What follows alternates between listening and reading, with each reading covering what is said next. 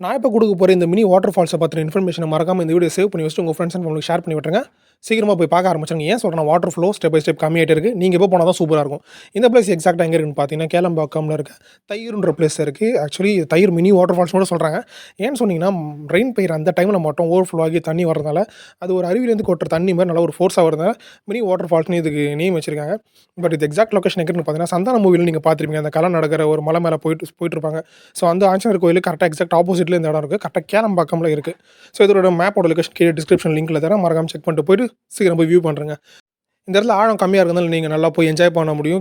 கீழே நின்னு நல்லா அதாவது அந்த ஃபோர்ஸ் நல்லா என்ஜாய் பண்ண முடியும். அண்ட் அந்த பக்கமும் ஏறி நின்னு ஸ்டெப்ல ஏறி போயிட்டு அந்த பக்கம் பார்த்தீங்கன்னா, அந்த பக்கம் ஆழமே இருக்காது. கரெக்ட்டா இடுப்பு கீழ தான் தண்ணி இருமே தவிர இருக்காது.